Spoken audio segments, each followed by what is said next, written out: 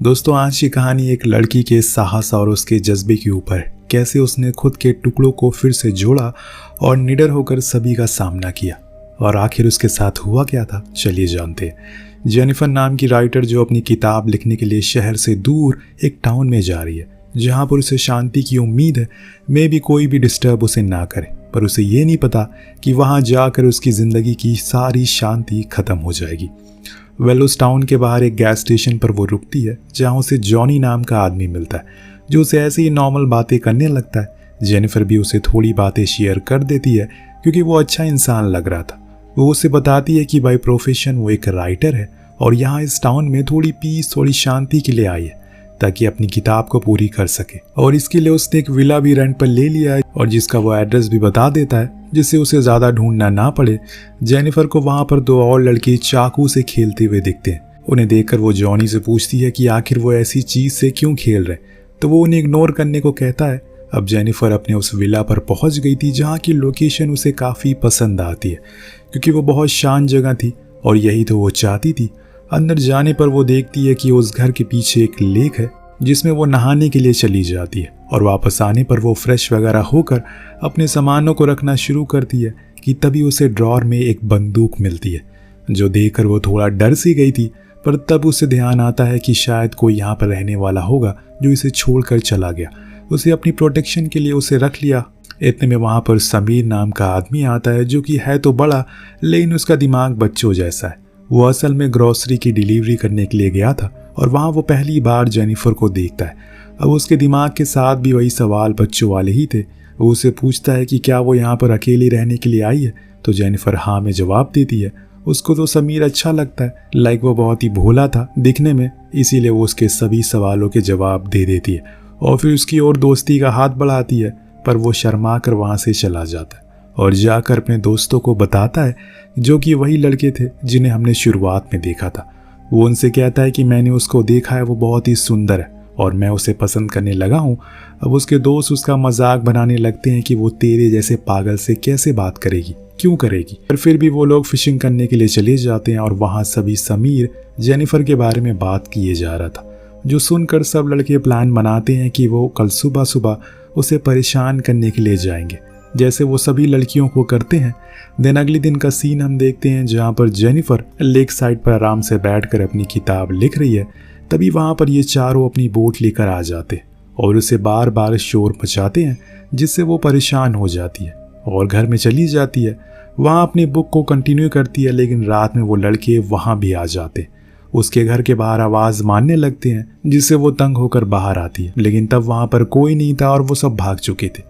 पर इन सब चीज़ों से वो बहुत ज़्यादा परेशान हो चुकी है। वो तो यहाँ पर शांति के लिए आई थी, लेकिन अब उसे यहीं पर परेशानी हो रही है। अब जब एक दिन वो अपनी बोट में बैठी आराम कर रही होती है कि तभी वहाँ पर ये सब आ जाते हैं और उसकी बोट के चक्कर काटने लगते हैं, जिससे कि जेनिफर का गुस्सा और ज़्यादा बढ़ जाता है। वो वहाँ से घर की ओर जाने लगती है, लेकिन इतने में एक बंदा उसकी बोट की रस्सी को पकड़ लेता है और उसे खींचते हुए जंगल के बीच लेकर आता है, जहाँ पर वो उसे सभी पकड़ लेते हैं और ज़बरदस्ती करने लगते हैं। लेकिन जेनिफर जैसे तैसे करके खुद को आज़ाद करती है और वहाँ से भागना शुरू करती है। पर तभी उसके सामने अचानक से जॉनी आ जाता है, जिसको देखकर उसको लगता है कि वो उसकी मदद करेगा। God made mens but they don't want to be men. वो वही करता है जो उसके चेहरे से झलक रहा था, और ये चीज़ जेनिफर भी समझ जाती है कि वो भी इन्हीं के साथ मिला हुआ है। देन वो सभी उसके साथ ज़बरदस्ती करते हैं।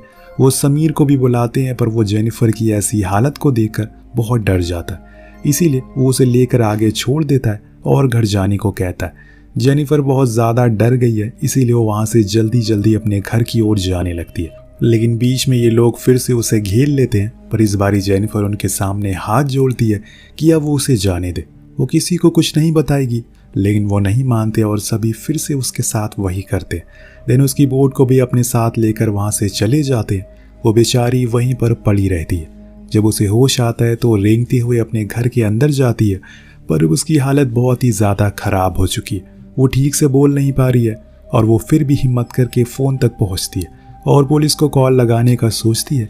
लेकिन इतने में वो लोग फिर से आ जाते हैं एक और बारी उसे परेशान करने के लिए, क्योंकि उन्हें पता है कि वो पुलिस को कॉल ज़रूर लगाएगी, इसीलिए वो उसके फ़ोन को बंद कर देते और इस बारी समीर को फोर्स करते हैं कि वो उसके साथ ज़बरदस्ती करे।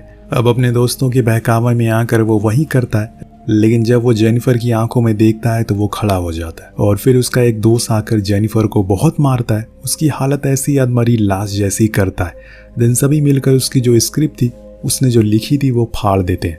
उसे वैसी ही हालत में छोड़कर वो बाहर आ जाते हैं, पर तभी जॉनी को ख्याल आता है कि अगर उसने उसे जिंदा छोड़ दिया तो वो जाकर पुलिस में कंप्लेन कर देगी, इसीलिए बेहतर है कि उसकी कहानी ख़त्म कर दो। इसीलिए काम वो समीर को देते हैं और कहते हैं कि ये लो चाकू और जाकर उसका गला काट दो, वरना हम सभी जेल में होंगे। हालांकि समीर किसी को मारना नहीं चाहता, पर वो मजबूर हो जाता क्योंकि जॉनी उसे ज़बरदस्ती भेज ही देता है और इसीलिए जब वो घर के अंदर जाता है तो जेनिफर को बेहोशी की हालत में देखकर उसे उस पर तरस आता है और वो उसे बिना मारे ही बाहर आ जाता है। लेकिन उसने जो चाकू पर जेनिफर के मुंह से आ रहे खून को लगा दिया था, जिससे कि उसके दोस्त को यकीन हो जाए कि उसने वो काम कर दिया। लेकिन यहाँ जेनिफर की हालत बहुत ख़राब थी। अब एक दिन तो उसे होश ही नहीं आता और जब आता है तो वो सबसे पहले खुद को ठीक करती है, कुछ मेडिसिन लेती है, दिन थोड़ा आराम करती है। पर अभी तक उसने किसी को फ़ोन नहीं किया था, ना ही किसी को कुछ बताया था, क्योंकि उसे अब खुद ही अपना बदला लेना है, जिसके लिए वो अब मेंटली प्रिपेयर होना शुरू हो गई है। वो अपना माइंड डाइवर्ट करने के लिए फिर से अपनी किताब को लिखना शुरू करती है ताकि खुद को और स्ट्रांग बना सके। उधर हम उन चारों को देखते हैं जो एक कैफ़े में बैठकर ये आपस में जेनिफर के बारे में बात कर रहे थे, क्योंकि उन्हें पता है कि अगर वो लाश ऐसे ही पड़ी रही तो वो सड़ने लगेगी, जिससे उसमें बदबू आने लगेगी। तो वो समीर से पूछता है कि आखिर उसने उसे कैसे मारा। वो बताता है कि उसने उसका गला काट दिया, जिससे कि बहुत खून बहा। देन वो वहीं मर गई। तब वो मैडी, स्टैनली और एडी को उसके घर जाने को कहता है ताकि वो उसकी लाश को ठिकाने लगा सके। जब वो वहाँ पहुँचते हैं तो देखते हैं कि जेनिफर तो पेड़ के नीचे बैठी हुई है, जिससे उनकी फट के फ्लावर हो जाती है, क्योंकि अब उसके चेहरे पर कोई डर नहीं था। पर वो तीनों जाकर समीर को बहुत मारते हैं, क्योंकि उसकी नासमझी की वजह से वो अब जेल भी जा सकते। लेकिन उन्हें पता नहीं कि अब उनका अंजाम जेल जाने से भी बुरा होने वाला है। इस बीच हम जेनिफर को देखते हैं जो कि चर्च में होती है और वहाँ वो गॉड से माफ़ी मांगती है, क्योंकि जो वो करने जा रही है शायद वो गलत हो सकता है, पर उस गुनाह की सज़ा वही होनी चाहिए।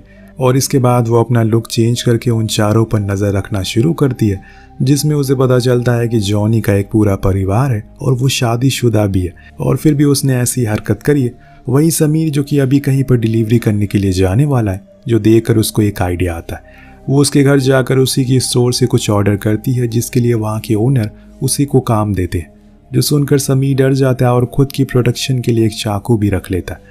अब वहाँ जाने पर वो देखता है कि जेनिफर लेक किनारे खड़ी है और उसे अपनी ओर आने को कह रही है, जो देखकर समीर कहता है कि अब उसका कोई दोस्त नहीं है और इन सब में उसका कोई दोष नहीं है, वो सब उसके दोस्तों ने किया है। तो वो कहती है कि हाँ, मुझे पता है कि आज तुम्हारी वजह से मैं ज़िंदा हूँ और इसीलिए अब मैं तुम्हारे साथ रहना चाहती हूँ। ये बोलकर वो उसके साथ इंटीमेट होने लगती है, लेकिन इतनी ही देर में वो उसके गले में एक फंदा डाल देती है और उसी रस्सी को पूरी जान से खींच देती है, जिससे कि समीर की वहीं मौत हो जाती है। देन वो उसकी लाश को वहीं लेक में ही बहा देती है।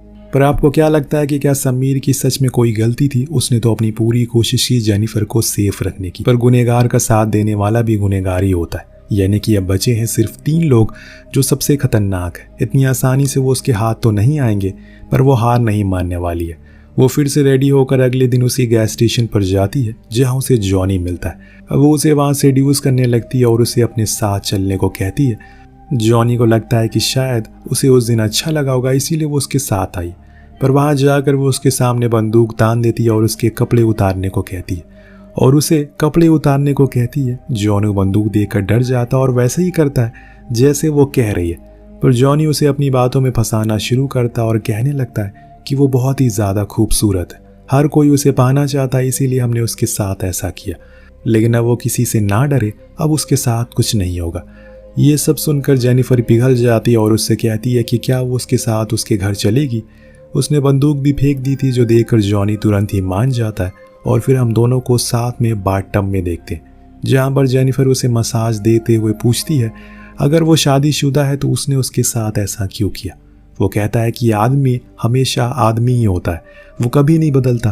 अब जेनिफर भी धीरे धीरे उसके करीब जाती है और इतने में मौका देखकर उसके प्राइवेट पार्ट को काट देती है। देन बाथरूम से बाहर आकर गेट को लॉक कर देती है और अंदर जॉनी अपनी जान की भीख मांगता रहता है, लेकिन वो उस गेट को नहीं खोलती और बाहर बैठी उसकी मौत का मजा लेती है।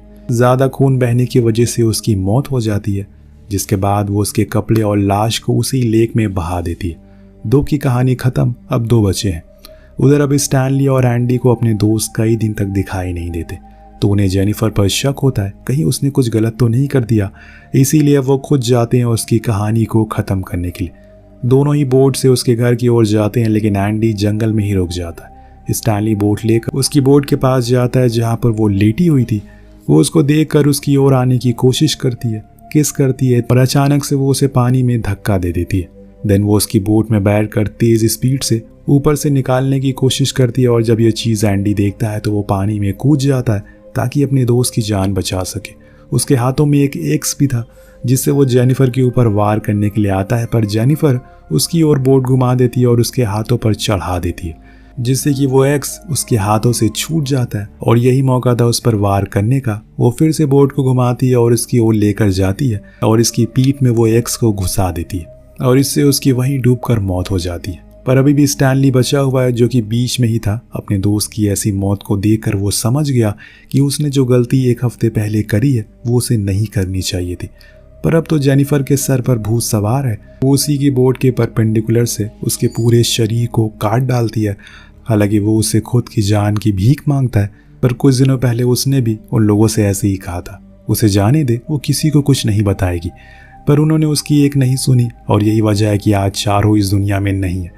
उसका बदला पूरा हुआ, इसीलिए वो उस बोट को लेकर अपने घर की ओर निकल जाती, वहाँ से अपने शहर आ जाती है। इसीलिए कहते हैं दोस्तों कि कभी किसी भी अनजान बंदे पर ना कभी विश्वास कर, ना ही कभी उसे कुछ बताएं। यहाँ जेनिफर ने यही गलती कर दी, उसने जॉनी को शुरुआत में सब कुछ बता दिया ये सोचकर कि वो उसकी मदद करेगा, लेकिन हुआ उसके साथ बिल्कुल उल्टा। वेल इसी के साथ ये कहानी यहीं ख़त्म हो जाती है। आपको कहानी कैसी लगी नीचे कमेंट करके ज़रूर बताएगा। मिलते हैं अगली वीडियो में। Thank you so much watching. Peace out.